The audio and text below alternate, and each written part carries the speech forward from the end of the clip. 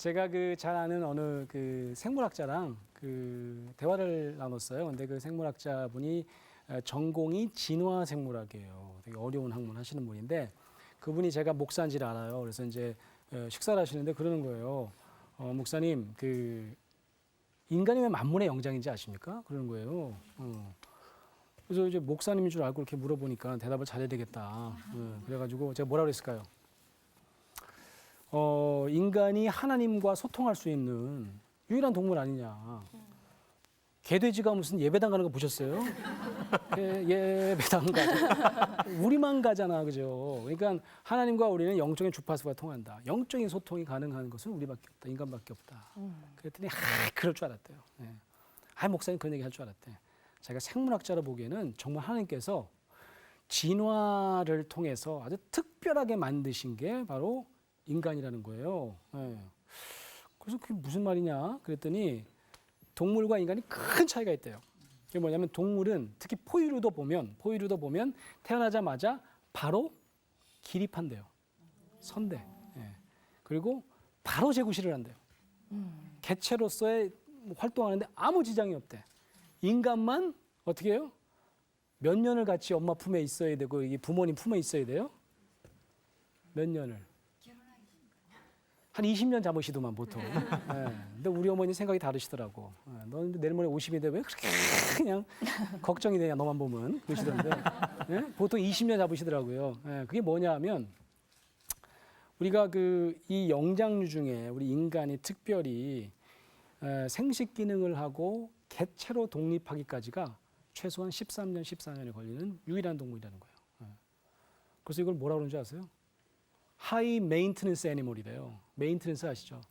유지 관리를 굉장히 높은 비용이 들어가고 시간이 들어가고 에너지가 들어가고 결국 인간만 돌봄이 필요하고 양육이 필요하고 공감이 필요한 동물이라는 거죠.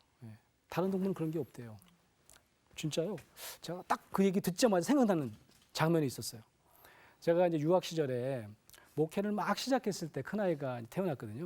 큰아이가 태어나서 제 기억으로는 몇 달 안 됐을 때예요. 큰아이를 이렇게 눕히고 아내랑 저랑 TV를 보고 있었어요. 동물의 왕국 아시죠? 그걸 하는 거야. 근데 최근에도 그 비슷한 장면이 한국 TV에도 나왔었는데 기린이 새끼 낳는 장면이에요. 기린이. 너무 인상적이라고 우리가 그거 잊을 수가 없어. 기린이 새끼를 낳는데 새끼 기린이 앉아서 날까요? 서서 날까요? 서서 나요. 이렇게 서서 나요. 근데 다리가 길잖아요, 기린이. 그러니까 아이가 태어나는데 아이가 거의 떨어지듯이 쿵 하고 떨어지는 거예요. 근데 진짜 짐짝 떨어지듯이 쿵 하고 떨어지는 거예요. 밑에서 깔 수도 없잖아. 그러니까 애가 그렇게 떨어졌는데 기린이 어떻게 할까요? 쳐다보고 있어요. 살짝 그 뭐 양수가 터지고 그랬으니까 좀 살짝 핥아주긴 하는데 가만히 쳐다보고 있어. 그걸 보는데 그 기린이 어떻게 해요? 혼자 막 고개를 막 이렇게 돌려요. 근데 기린 새끼가 목이 길까요, 짧을까요? 어떻게 하셨어? 보셨나 봐. 길더라고요. 근데 제가 본 장면은 이렇게 접혀 있었어. 근데 어떻게 해요? 척 드는 거예요. 우리 애가 지금 어떻게 하고 있었냐면 목을 못 가눠갖고 애가. 진짜 기린인 줄 알았어요. 그 비계를 저희 장모님이 이제 베개를 하나 오다를 하셔야 되는데 이 미국엔 암만 찾아도 없다는 거예요. 이게 애기 받으러 이제 미국에 오셨는데 야 한국에다 연락했어요. 빨리 그 토끼 베개인가 그거 빨리 공수해라. 뭐예요? 구멍 뚫린 거 있잖아요. 이거 안 되니까 이거 안 되니까. 이거 딱 해놨고 이렇게 하고 있는데 쟤는 태어나자마자 어떻게 고개가 뻗쩍 드는 거예요. 누가 더 나아요? 기린이 난 거 아니야. 그 얘기를 하자마자 얘가 어떻게 해요? 부들부들 떨면서 일어나려고 그래요. 일어나려고 그래요. 그래서 그러다 어떻게 일어나. 야 일어났다 뭐 이거 막 그랬어요. 이거 얼마나 걸려 우리 인간은? 1년 걸리죠. 얘는 얼마나 걸려요? 1분도 안 됐어요 지금. 근데 하고 있는 거예요. 그 얘기가 하기 무섭게요. 기린이요. 다리가 길잖아요. 다리를 툭툭 쳐요 이렇게. 툭툭 쳐. 툭툭 쳐. 이렇게 막 안아주는 것도 아니고 툭툭 쳐면 어떻게 해요? 얘가 좀씩 가는 거야 이렇게. 그래갖고 어떻게 해요? 걷기 시작하는 거예요. 태어나자마자 최근에 그 한국 방송도 한번 했었어요. 걷는 거야 이렇게. 이야 나 저거. 기린 연기가 가능하실 줄 몰랐어요, 교수님. 정말 기린 같으세요. 맨 마지막에는요. 얘가 너무 미니까 이게 너무 세게 밀어가지고 얘가 어떻게 해요? 얘가 뛰는 거야. 그래갖고 제가 본 장면은 그 서 있는데 엄마 뒤를 옆을 이렇게 도는 거예요. 근데 이게 힘이 없으니까 몸에 아직 목을 까딱 하면서 뛰어요. 그러니까 그 아나운서가 미국 아나운서가 저게 엄마한테 아빠한테 땡큐 인사하는 거예요. 태어나줘서 감사합니다. 감사합니다. 우리가 그걸 보면 기가 딱 막히더라고. 우리 애가 태어나가지고 말이지 똥오줌도 못 가리고 말이지. 태어나자마자 애가 그냥 고개 들고 감사합니다. 감사합니다. 이게 말이 돼요 안 돼요? 안 돼요. 우리는 이만큼 어마어마하게 기다려야 돼요. 이게 진화 생물학적으로 보면 이거 분명히 우리가 더 열악한 것 같아. 우리가 더 하등 동물 같아. 그렇죠? 그런데 이 학자가 뭐라 그러냐면 아니라는 거예요. 서로 돌봐야 되고 에너지를 쏟아야 되고 공감해야 되고 서로 거울처럼 비춰줘야 인간은 사랑구실할 수 있다는 거예요. 일부러 그렇게 만드셨다는 거예요. 그래서 결국은 이분이 이제 크리스찬이야. 하나님도 관계 맺지 않고는 살 수 없게끔 만드셨다는 거죠. 그러니까 영장류가 오히려 제일 늦게 개체로 독립하더라는 얘기죠. 너무 멋있는 얘기죠. 그래서 제가 야, 그러니까 우리 영장류는 유일한 동물이네요. 서로 서로에게 필요하고 서로 비춰주고 거울처럼 비춰주고 공감해줘야 되는 그런 동물이었구나. 나 그분 안수 주려고 그랬잖아. 그래서 생물학 하지 말고 신학자 하시라고. 너무 그냥 신학적인 사고를 하신 거예요. 그죠? 근데 여러분 너무 재밌는 게 있어요. 또 하나 더 인간과 이 동물의 좀 다른 점이 있어. 그게 뭘까요? 이게 죽음에 대한 건데요. 인간과 동물은 언제 죽었다 그래요, 우리가? 숨이 끊어지면. 그걸 뭐라고 그래요? 그걸 육체적 죽음이라고 그래요. 신체적 죽음이라고 그래요. 의사 선생님들이 그 죽음을 이제 선고하시죠. 그죠? 더 이상 숨을 안 쉰단 말이죠. 그래서 이거를 생물학적 죽음 이렇게 얘기를 해요. 신체적 죽음이에요. 근데 인간만 하나 더 있어요. 한번 따라해 보세요. 심리적 죽음. 심리적 죽음. 심리적 죽음은 뭐예요? 심리적 죽음은 하인츠 코앗이라는 그 정신과 의사가 무슨 얘기를 하냐면 심리적 산소가 있대요. 인간만이 필요한 산소래요. 이 심리적 산소가 없으면 인간은 살아도 사는 게 아니래요. 살아도 사는 게 아니래요. 그래서 심리적 산소를 공급해주는 첫 번째 방법이 뭐냐? 공감해주는 거예요. 거울처럼 그 사람을 있는 모습 그대로 공감해주는 거예요. 그래서 미러링이라고 그래요. 미러링. 이 하인츠 코앗이라는 사람이 그때 당시에 정말 고치기 힘든 인격 장애자들을 열심히 고치려고 애썼던 사람이에요. 그게 어떤 사람들이냐면 자기애성 인격 장애를 가진 사람이에요. 자기애성 인격 장애. 이게 뭐 어떤 분이냐면 이런 분이 있죠. 왜? 내가 너무 잘난 거야. 뭐 너무 잘난 척을 하는 거야. 오셔가지고 막. 우리가 자뻑증이라고 그러죠. 그냥 자기가 뭐 세상에 제일 막 잘났대요. 그런 분들 주변에 많잖아요. 그죠? 막 자기가 강의하면 사람들 막 쓰러진대요. 다 자는 건데 가보니까. 자기는 나 너무 잘난 것 같다. 막 이러는 거. 이제 근데 상담이 안 돼요. 이런 분들은. 치료가 안 돼요. 그래가지고 그때 당시에는 어떻게 생각했냐면 치료자들이 이 사람들이 셀프가 너무 큰 거죠. 너무 잘난 척하니까. 그래가지고 셀프가 너무 컸으니까 이게 직면시켜야 되겠다. 이게 이제는 좀 현실 감각을 가져야 되는데 어린아이처럼 우리가 지난번에 얘기한 것처럼 어린아이들이 엄마 아빠를 그냥 주먹을 다 나만 봐주세요 이런 것처럼 퇴행한다고 생각했어요. 그러니까 직면이 방법이라고 생각했어요. 너 그렇게 잘나지 않았어. 막 잘난 척하면 너 잘나지 않았어. 너 좀 현실 인식을 좀 똑바로 해봐. 너 이제 어른인데도 뭐야? 너 애야 뭐야? 그랬더니 점점점 심해지는 거야. 뻥을 더 쳐. 더 그냥 막. 그걸 확대적 자기라고 해요. 자기를 막 확대하는 거예요. 네. 이걸 이렇게 생각하시면 돼요. 풍선을 부는 거예요. 풍선을. 코앗이 가만 보니까 우리가 치료를 잘못했다. 사실은 내면이 잘난 사람들이 이렇게 자뻑이 아니더라고요. 어마어마하게 수치를 경험한 사람들이 내면에서 수치심을 경험한 사람들이 어떻게 해요? 이걸 들킬까 봐 어떻게 해요? 뻥을 치는 거예요. 막 풍선을 부는 거예요. 근데 거기다 막 직면시켜 너 안 잘랐어 그러면 어떻게 해요? 다음 날 어떻게 더 불어. 더 크게 불어요. 이거 갖고 안 되네 더 불어요. 그래서 이분이 치료법을 바꿔야 된대. 치료법이 뭘까요? 공감법이라죠. 공감법. 그럼 어떻게 해야 될까요? 자뻑이 내가 그렇게 잘나지 않았는데 잘난 척하면 어떻게 해요? 그래 맞아. 넌 왜 이렇게 잘난 거니? 맞아. 너 사랑받을 만해. 이렇게 공감해 주라는 거죠. 그럼 그 사람들이 주로 어떤 사람들일까요? 그동안 살면서 한 번도 그런 사람이 없었던 사람이에요. 수치심이 너무 많은 사람. 왜냐면 그렇게 자기를 비춰준 대상이 없었어요. 근데 치료자가 처음으로 어떻게 해요? 그냥 미러링 해주는 거예요. 그냥 거울처럼 비춰줘. 맞아. 너 진짜 잘났어. 나 그거 알아. 그러니까 공감을 받으니까 그다음부터 어떻게 해요? 점점점 풍선을 어떻게 불더라? 조금만 불더라. 그래서 나도 그때 정상 수준까지 이제 작아지게 불더라. 그러는 거죠.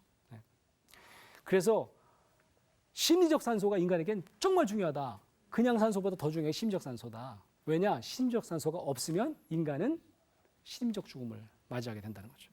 그게 뭘까요? 그게 자살이에요. 여러분 한번 생각해 보셨어요? 동물이 자살했다는 거 한번 들어보셨어요? 개가 야 나 이 개 인생 아니 이 견생 내가 더 이상 못 살겠다. 예? 그래가지고 그냥 확 떨어져 죽고 보셨어요? 예. 내가 강의하면서 여러 번 물어봤어요. 혹시 좀 나도 저 모르니까 자살하는 그런 동물이 있으면 나한테 알려달라. 몇 명 제보가 들어왔어요. 근데 조사해 보니까 아니야 그냥 폐사한 거야. 물이 안 좋아가지고 물고기가 죽은 거지. 물고기가 야 더 이상 물에서 못 살겠다. 이게 아니에요. 그러니까 내가 볼 때는 인간만 자살해요. 유일하게 인간만이 심리적 산소가 부족해지면 나를 지켜줘야 될 사람, 나를 사랑해줘야 될 사람인데 그 사람이 나를 무시하는 거예요. 예. 내 유일한 친구인데 그 친구가 나를 비난하는 거예요. 부모님이 나를 학대하는 거예요. 예. 그럼 차라리 나는 안 사는 게 좋다. 나는 살아있는 거 아니다. 숨은 분명히 쉬어요, 그죠? 생물학적으로는 살아있는 거예요. 하지만 나는 이미 죽은 거예요. 우리 주위에 그런 안타까운 사연들이 우리 얼마나 지금 많이 일어나고 있어요. 저는 그렇게 생각해요. 왜 이렇게 최근에 우리가 뭐 어마어마하게 많이 자살률이 지금 증가하고 있잖아요. 자살 증가율은 세계 1위예요. 자살 증가율은 세계 1위예요. 20분에 한 번씩 죽는다고 막 그러는데 왜 이렇게 됐을까? 이게요. 다른 문화보다 제가 볼 때 서구 문화랑 비교해 보면 서구 문화보다 우리가 좀 더 주변 사람의 어떤 공감을 더 많이 필요로 하는 문화예요. 왠지 아세요? 관계지향적 문화예요. 그죠? 우리는 관계지향적 문화예요. 그러니까 미국 사회는 내 하나만 굉장히 중요하잖아요. 나만 중요한데 아니에요. 우리는 어떻게 다른 사람과 관계가 굉장히 중요해요. 네. 그러니까 우리가 자살이 어떤 자살이 맞냐면 그냥 죽는 게 아니에요. 그냥 칵 죽는 거예요. 어떻게 죽는다고요? 칵 죽는 거예요. 네. 내가 그냥 칵 죽어야 되겠다 그냥 내가 칵 죽어. 이거 왜 그래요? 네. 내가 보라는 듯이 죽겠다. 네. 저 사람은 나를 사랑해줘야 되는데 나를 인정해줘야 되는데 내가 나이 많다고 그러는데 내가 그냥 칵 죽어가지고 니네들 평생 죄책감 갖고 살게 해주겠다 이런 거죠, 그죠? 네. 젊은 영혼들이 요즘에 이렇게 자살을 많이 하는 것도 유일하게 내가 할 수 있는 통제할 수 있는 게 내 목숨이에요. 내가 내 목숨 갖고 그냥 그래서 친구들이 죄책감 느끼면서 살게 해주겠다. 얼마나 안타까운 거예요. 왜 그래요? 심적 산소가 모자라가지고 헐떡대다가 결국은 자기가 심적 죽음을 초래하게 되는 거예요. 그럼 뭐 어떻게 하면 막을 수 있을까요? 한 사람만 있어도 돼요. 한 사람만 있어도 돼요. 결국 그 한 사람이 없어서 치료자 같은 한 사람이 없어서 우리 주위에 많은 사람들이 심적 산소가 모자라서 죽어가고 있다는 걸 아셔야 된다는 거죠. 이거 굉장히 중요한 거예요. 제가 어떤 다른 방송에서 이렇게 방송하면서 그런 걸 본 적이 있어요. 제가 참여했던 방송인데 아이가 그 왕따를 경험하는 거예요. 너무 힘들어요. 그러니까 수치심이 이만저만 그 수치심이 내가 우리 반에서 나는 다른 애는 다 친구들 전 벌레인 거예요. 왜냐하면 저를 그냥 무시하고 막 밟고 말이죠. 침 뱉고 막. 나는 인간적인 대우를 받아본 적이 없어요. 그런 수치심에 막 절여 있는 아이가 엄마한테 큰맘 먹고 얘기를 한 거죠. 엄마, 나 할 얘기가 있어. 뭔데 바쁘니까 빨리 얘기해. 그럼 다음에 얘기할게. 빨리 얘기해 그냥. 다음에 얘기할게. 그냥 간다고 내일 얘기해. 다음 나가지고 엄마 나 얘기하고 나 또 빨리 얘기해. 그래 빨리 얘기하니까 저기 되게 힘든 얘기. 나 그래 빨리 얘기해 봐봐. 그랬더니 뭐 저 사실 애들이 나 싫어하고 그래? 왜 싫어해? 네가 뭐 잘못한 거 있어? 아니 그게 아니고 애들이 막 침을 뱉고 침을 뱉어? 너도 뱉어야지 그럼. 어떻게 했어? 그랬더니 뭐 아니 다시 다음에 얘기할게. 그래 하지 마. 내가 보니까 네가 문제가 있어 야. 그런 거죠. 그 애가 다음 날로 자살 시도했어요. 다행히 목숨은 뭐 잃어버리지 않았는데 엄마를 마지막 대상으로 생각해가지고 엄마한테 공감 좀 해주세요. 내가 얼마나 힘들었을까. 근데 그걸 우리가 공감하지 못하더라는 거죠. 그래서 정말 아주 안타까운 사연이 우리 주위에 굉장히 많이 있다는 거죠.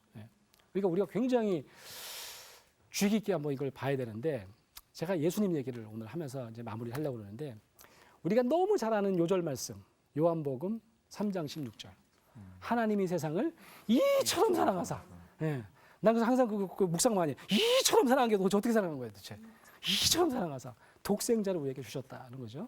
저는 예수님이 이 땅에 오신 방식이 이처럼 사랑하사를 대변하는 것이다 이렇게 생각해요. 그걸로 다 얘기가 된다.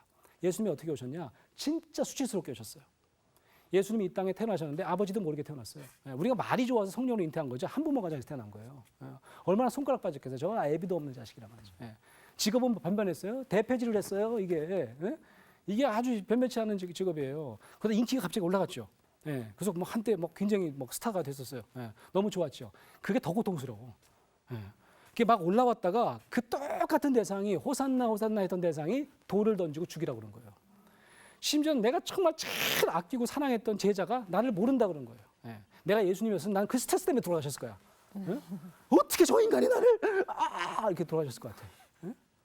근데 십자가는 어떤 형인 줄 아세요? 신체적으로 엄청난 고통만 주는 게 아니라 수치를 자극시키는 병이에요. 예? 그런 형이에요. 그걸 수치형이라고 그래요. 옷을 홀딱 벗겨가지고 매달아가지고 모든 사람이 구경하고 조롱하게 만드는 거예요. 이게 뭐예요? 예? 세상에 이처럼 조롱받을 수가 없어요. 이렇게 수치스러운 삶을 살 수가 없어요. 예. 옷까지 홀딱 벗겨가지고 말이죠. 여러분 영화나 성화나 중요한 건 살짝 가리죠. 실은요 다 벗겼을 거예요. 성경에도 보면 속옷을 누가 가질까 장난치는 게 나와요. 예. 창피를 주려면 다 벗겨야죠. 어마어마한 수치를 당하시는 그런 삶을 사셨다는 거죠. 왜 그랬을까? 왜 이 땅에 오셨을까? 신학자들 뭐라 그랬어요? 죄사함을 위해서. 죄사함을 위해서. 이게 너무 논리적이에요.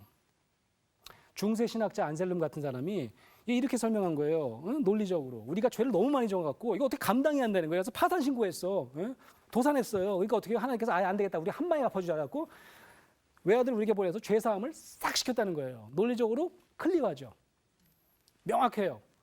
근데 그 해석은요. 놓치는 게 있어요. 그게 뭘까요? 하나님의 마음이에요.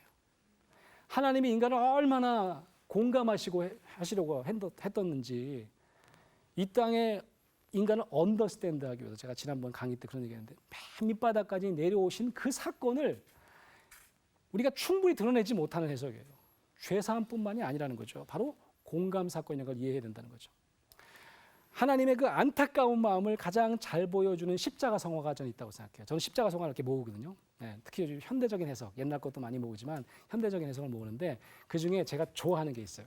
그게 뭐냐면 십자가 성화인데 예수님이 광대야. 삐에로예요, 삐에로. 네. 제 연구실에 들어와서 다 놀라요. 뭐 예수님이에요? 저거 뭐예요? 예수님 이미지를 어떻게 광대로 만들어 놓을 수가 있어? 네. 광대가 뭡니까? 삐에로가 뭡니까? 만인에게 조롱받는 대상이에요. 만인을 위한 만만한 이미지예요. 이 세상에서 가장 수치스러운 모습으로 오셔가지고 가장 수치스러운 모습을 우리에게 보여주시면서 가셨어요. 그러면 그 십자가를 보는 대부분의 사람들이 야, 이 수치는 내 안에 있는 이 수치는 내가 누구한테도 나눌 수 없다고 할지라도 그 누구라도 그 내면의 수치를 예수와 나눌 수 있다는 거죠. 예수의 십자가 앞에서 위로받게 하기 위해서 예수님께서 도저히 나는 이 수치심 때문에 내가 도저히 아무한테도 내가 내 마음을 드러낼 수 없다는 사람에게조차 단 한 분이 되기 위해서 이런 모습으로 오시지 않았나. 그 성육 씨는 뭐냐면 제가 볼 때는 성육 씨는 하나님의 공감을 우리 모두의 가슴 맨 밑바닥, 보통 감정이 맨 밑바닥에 우리가 보통 수치심, 모멸감, 부적절감 이런 것들 두게 돼 있어요. 그 밑바닥까지 내려가셔서 함께 경험하신 사건이 바로 성육 씨의 사건이라는 거죠. 저는 그래서 그렇게 생각하니까 그 성을 너무 좋아해요. 네, 되게 현대적인 해석인데 사람들은 그래요. 그래도 광대는 좀 심하지 않았느냐. 구세주 하나님을 갖다가 그렇게 신성모독 아니냐. 네. 저는 모르겠어요. 저는 상담학자라서 그런지 모르겠는데 정말 저 이미지야말로 그 누구와도 친구가 될 수 있는 친숙함과 어리숙함을 동시에 가지고 있는 어떤 그런 이미지 아닐까. 여러분 고린도전서 1장 25절 보면 이런 말씀이 있어요. 하나님의 미련한 것이 사람보다 지혜 있고 하나님의 약한 것이 사람보다 강하니라. 이 광대 모습은 저는 그래요. 하나님께서 스스로 미련해지신 거예요. 스스로 가장 수치스러워지신 거예요. 왜냐하면 우리와 공감하시기 위해서. 스스로 미련해지신 거예요. 그러면서 제가 광대라는 한문을 찾아봤더니 이 광대가요. 넓고 크다는 뜻이야. 넓고 큰 존재. 야, 그러니까 더 제가 정말 광대로 오신 예수님, 광대로 오신 그리스도가 어쩌면 우리에게 굉장히 중요한 이미지일 수 있겠다. 왜냐하면 이 수치심 때문에 도저히 사람 앞에 나갈 수도 없는 사람을 예수님께서 만나줄 수 있다는 거죠. 진정한 힐링이 뭡니까? 진정한 치유는요. 우리들 자신 속에 정말 우리조차도 받아들이기 쉽지 않은 수치심이 있는데 한 분은 내 있는 모습 그대로 만나도 아무 거리낌 없는 그런 분이 계시다는 거예요. 그게 바로 예수다는 거죠. 그분은 우리를 수치스러운 모습 그대로 와라. 네 모습 그대로 와라. 라고 부르신다는 거죠. 그래서 저는 이 수치심을 가진 사람들이 상담하기가 제일 어렵다는 이유가 뭘까요? 그 이유는 너무 간단해요. 이 자기 수치심을 들여다볼까 봐 눈도 제대로 못 마주쳐요. 상담 때 눈을 잘 못 마주치는 분이 있어요. 오랫동안. 왜 그럴까요? 눈이 마음의 창이라고 그러잖아요. 이 눈을 마주치면 저분이 전문가고 힘이 있는 사람이니까 분명히 내 밑바닥에 있는 수치심도 다 읽어내칠 거다. 불안해서 못 마주치는 거예요. 눈을 못 마주치는 거예요. 근데 예수님을 만나면, 예수님을 만나게 되면 어떻게 될까요? 예수님이 주시는 심리적 산소는 영원한 산소라는 거죠. 영원한 산소라는 거예요. 이건 다하지 않는. 그러니까 우리 주위에 정말 심리적 산소가 정말 필요한 사람이 많은데 우리가 다리 역할을 할 수 있겠고 결국은 그들이 정말 절대로 변하지 않는 영원한 공감자 그리스도를 만나도록 우리가 다리 놓는 것이 굉장히 중요하겠다 그런 거죠. 여러분 그 요한복음 3장 16절 이렇게 마무리되죠. 이처럼 사랑하사 누구든지 독생자를 주셨어요. 누구든지 저를 믿는 자는 멸망하지 않고 영생을 얻는다 그랬어요. 여러분 영생이라는 게 뭡니까? 저는 영생이 그냥 죽어서 천국 간다 그런 뜻만은 아니라고 생각해요. 왜냐하면 예수님도 이미요 공관복음에 보면 무슨 얘기를 하냐면 천국이 이미 우리 마음에 이루어졌다 그런 얘기예요. 현재형으로 얘기를 하시거든요. 왜 그런 얘기 하셨을까요? 우리를 천하보다 귀하게 여기시는 예수님과 하나 되면 그분과 공감하면 그 기쁨은 영원한 현재라는 거예요. 그러니까 우리가 먼 훗날의 기쁨만 생각할 것이 아니라 영원한 현재 하나님과 그리스도와 공감하는 기쁨을 우리가 누리고 산다면 그건 정말 이미 우리가 천국을 사는 것이다. 그렇게 생각을 해요. 여러분 마지막으로 제가 한 가지 숙제 드리고 오늘 강의를 마칠게요. 아까 말씀드렸다시피 우리가 참 안타까운 게 정말 우리 대한민국이 잘 살게 되었어요. 우리 젊은 세대들이 정말 신나게 대한민국에 대한 자부심을 갖고 살게 되었어요. 그런데도 왜 이렇게 많은 아이들이 자기를 그렇게 귀하게 여기지 못하고 목숨을 끊으려고 할까? 우리가 정말 안타깝게 여겨야 돼요. 그래서 이런 아이들이 갖고 있는 부적절감, 나는 받아들여지지 않고 난 정말 수치스러운 삶을 살고 있어. 이런 이들에게 우리가 먼저 다가가서 단 한 사람이 되어주는 거예요. 단 한 사람만 있으면 된다 그랬죠. 그렇죠? 여러 사람이 있으면 물론 좋아요. 근데 우리 주위에 한번 오늘부터 찾아보시자고요. 정말 심리적 산소가 필요한 사람이 누굴까 내 주위에는 그 사람에게 찾아가서 내가 단 한 사람이 되어주는 거예요. 만약 그렇게 할 수 있다면 그의 가슴 속 깊은 감정과 우리가 공감하고 천하보다 귀한 생명을 우리가 그에게 다시 누릴 수 있도록 선물로 주는 거예요. 심리적 상소가 이제 풍성해져 가지고 심리적으로도 생명을 얻을 수 있게 된다는 거죠. 아무쪼록 여러분 주위에 정말 심리적 산소가 부족해 가지고 헐떡거리고 있는 많은 우리 이웃들이 여러분 덕분에 더 풍성하게 삶을 즐기시고 심리적 산소가 넘치셔 가지고 하나님과도 소통하고 공감하는 그런 삶을 사실 수 있게 되기를 주의 이름으로 축원합니다. 아멘. 고맙습니다. 고맙습니다.